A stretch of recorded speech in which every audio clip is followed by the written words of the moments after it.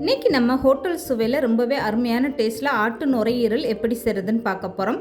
இந்த ஆட்டு நுரையீரல் கிரேவி வந்து சாதத்தோடு வச்சு சாப்பிட்லாம், இட்லி தோசைக்கெல்லாம் சாப்பிட்லாம். ரொம்பவே அருமையான டேஸ்ட்டாக இருக்கும். இந்த மாதிரி பக்குவமாக செஞ்சு கொடுத்தீங்கன்னா யாருமே வேண்டான்னு சொல்ல மாட்டாங்க. அவ்வளோ ஒரு அருமையான டேஸ்ட்டாக இருக்கும். ஹலோ ஃப்ரெண்ட்ஸ், வெல்கம் டு சமையல் டிலைட்.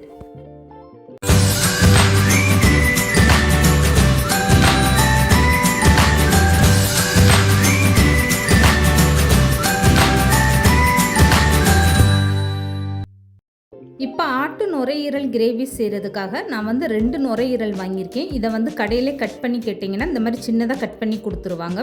இதை வந்து ஒரு 3 டைம் நல்லா கழுவி எடுத்துக்கோங்க. இதுக்கப்புறமா தண்ணியெல்லாம் வடிச்சிட்டு இதை வந்து அப்படியே குக்கரில் சேர்த்துக்கோங்க. இது கூடவே 1/2 கிளாஸ் அளவுக்கு தண்ணி சேர்த்துக்கோங்க. தண்ணி வந்து அதிகமாக சேர்க்க வேண்டாம். தண்ணி சேர்த்ததுக்கப்புறம் ஒரு டைம் நல்லா கலந்து கொடுத்துருங்க. இதுக்கப்புறமா குக்கர் மூடி போட்டு விசில் போட்டு வச்சுருங்க. இப்போ இந்த ஆட்டு நுரையீரல் வேகிறதுக்காக கரெக்டாக 5 விசில் வச்சு எடுத்துக்கோங்க. ஒரு சிலருக்கு வந்து 5 விசிலில் வேகலைன்னா நீங்கள் கூடுதலாக 2 விசில் வச்சு எடுத்துக்கோங்க. தண்ணி பத்தலைன்னா அதுக்கப்புறமா திறந்து பார்த்துட்டு நீங்கள் இன்னும் 1/2 கிளாஸ் அளவுக்கு தண்ணி சேர்த்துக்கோங்க.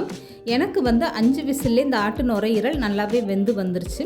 5 விசில் வந்ததுமே ஸ்டவ்வை ஆஃப் பண்ணிவிட்டு இதை அப்படியே 5 நிமிஷம் அப்படியே ஃப்ரீயாக விட்டுருங்க. குக்கர் விசிலில் அடங்கினதுக்கப்புறமா குக்கரை ஓப்பன் பண்ணி பாருங்கள். இப்போ நான் நுரையீரல் கையில் எடுத்து அமுக்கி காட்டுறேன் பாருங்கள். நல்லா சாஃப்டாக ரொம்பவே சூப்பராக வெந்து வந்துருச்சு. இப்போ இந்த நுரையீரல் அப்படியே ஓரமாக இருக்கட்டும். இதுக்கப்புறமா நுரையீரல் கிரேவி எப்படி செய்கிறதுன்னு பார்க்கலாம். இப்போது ஒரு அகலமான பாத்திரம் எடுத்துக்கோங்க. இதில் வந்து 2 குழிக்கரண்டி அளவுக்கு நல்லெண்ணெய் சேர்த்துக்கோங்க. 1 ஸ்பூன் சோம்பு, இது கூடவே ஒரு ஏலக்காய், பட்டை, கிராம்பு, பிரியாணி இலை, இந்த மாதிரி வாசனை பொருட்கள் எல்லாமே சேர்த்துட்டு தாளித்து விட்டுருங்க. இது வந்து நல்லா பொரிஞ்சு வந்ததுக்கப்புறம் 1 கைப்பிடி அளவுக்கு சின்ன வெங்காயம் எடுத்து அதை கட் பண்ணிவிட்டு சேர்த்துக்கோங்க.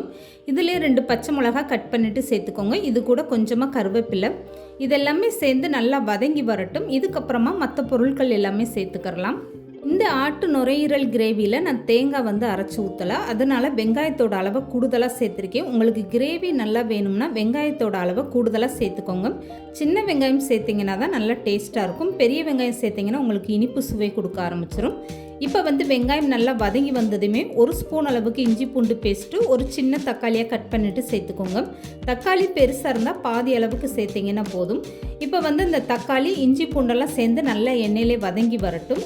இப்போது தக்காளி வெங்காயம்லாம் சேர்ந்து நல்லாவே வதங்கி வந்துருச்சு. இந்த நேரத்தில் ஸ்டவ்வை கம்ப்ளீட்டாக குறைச்சி வச்சுட்டு 1/2 ஸ்பூன் அளவுக்கு தனி மிளகாய் தூள் சேர்த்துக்கோங்க. 2 நுரையீரலுக்கு நான் 1/2 ஸ்பூன் அளவுக்கு மிளகாய் தூள் சேர்த்துருக்கேன். உங்களுக்கு காரம் கம்மியாக வேணும்னா கொஞ்சம் குறைச்சே சேர்த்துக்கோங்க. 1 ஸ்பூன் சேர்த்துக்கிட்டிங்கன்னா போதும். இப்போ வந்து இந்த மிளகாய் தூளும் சேர்த்துட்டு எண்ணெயிலே இந்த மாதிரி நல்லா வதக்கி விட்டுருங்க.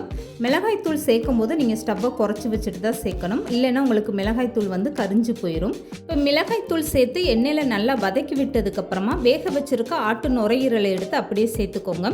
ஈரல் சேர்க்கும் போது அப்படியே அந்த தண்ணியோடய நீங்கள் சேர்த்துக்கோங்க. வேக வச்ச தண்ணியை நீங்கள் வேஸ்ட் பண்ண வேண்டாம்.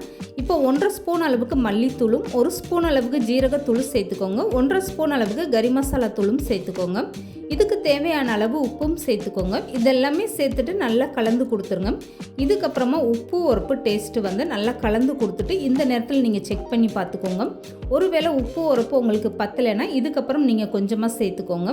இப்போ மசால் பொடியெல்லாம் சேர்த்ததுக்கப்புறம் கரண்டி போட்டு நல்லா கலந்து கொடுத்துட்டு ஸ்டவ்வை மீடியமாக வச்சுருங்க. இப்போ வந்து 1/4 ஸ்பூன் அளவுக்கும் கொஞ்சம் குறைவாகவே மஞ்சத்தூள் சேர்த்துக்கோங்க. இதையுமே சேர்த்துட்டு ஒரு டைம் நல்லா கலந்து கொடுத்துருங்க. இப்போ ஆட்டு நுரையீரல் கிரேவியில் இருக்கக்கூடிய தண்ணியெல்லாம் நல்லா வற்றிட்டு உங்களுக்கு அந்த கிரேவி பக்குவத்தில் வரட்டும். அது வரைக்குமே ஸ்டவ்வை மீடியமாக வச்சுட்டு இந்த மாதிரி நல்லா கலந்து கொடுங்க. இப்போ வந்து இந்த கிரேவி ஓரளவுக்கு நல்லாவே ரெடி ஆயிடுச்சு. இந்த நேரத்தில் 1/2 ஸ்பூன் அளவுக்கு மிளகுத்தூள் சேர்த்துக்கோங்க. மிளகுத்தூள் வந்து இந்த மாதிரி லாஸ்ட்டாக சேர்த்துட்டு நீங்கள் செய்யும்போது தான் அதோடைய வாசனையும் டேஸ்ட்டும் ரொம்பவே எடுத்து கொடுக்கும். இப்போ மிளகுத்தூளும் சேர்த்துட்டு இந்த மாதிரி நல்லா கலந்து கொடுத்துருங்க. இப்போ பார்க்கும்போதே தெரியும் எந்த அளவுக்கு நல்லா கிரேவியாக இருக்குது பாருங்கள். இட்லி தோசைக்கெல்லாம் வேணும்னா இந்த மாதிரி நேரத்தில் நீங்கள் அப்படியே ஸ்டவ்வை ஆஃப் பண்ணி எடுத்து வச்சுருங்க. இந்த மாதிரி ஓரளவுக்குனாலும் கிரேவி கொஞ்சம் தண்ணியாக இருந்தால் தான் உங்களுக்கு இட்லி தோசைக்கு சாப்பிட ரொம்பவே நல்லாயிருக்கும். இப்போ வந்து இதுக்கு மேலே கொஞ்சமாக கட் பண்ண கொத்தமல்லி தூவிட்டு நீங்கள் ஸ்டவ்வை ஆஃப் பண்ணிடுங்க. அவ்வளோதாங்க. ரொம்பவே அருமையான டேஸ்ட்டில் நம்மளுடைய ஆட்டு நுரையீரல் கிரேவி ரொம்பவே சூப்பராக ரெடி ஆயிடுச்சு பாருங்கள். இந்த மாதிரி ஒரு பக்குவத்தில் நீங்கள் ஆட்டு நுரையீரல் கிரேவி செஞ்சு கொடுத்தீங்கன்னா யாருமே வேண்டான்னு சொல்ல மாட்டாங்க. இட்லி, தோசை, ஒயிட் ரைஸ்னு எல்லாத்துக்குமே அவ்வளோ ஒரு அருமையான டேஸ்ட்டாக இருக்கும். இந்த மாதிரி ஒரு சூப்பரான ஆட்டு நுரையீரல் கிரேவி கண்டிப்பாக நீங்களும் ட்ரை பண்ணி பாருங்கள். அருமையான டேஸ்ட்டாக இருக்கும்.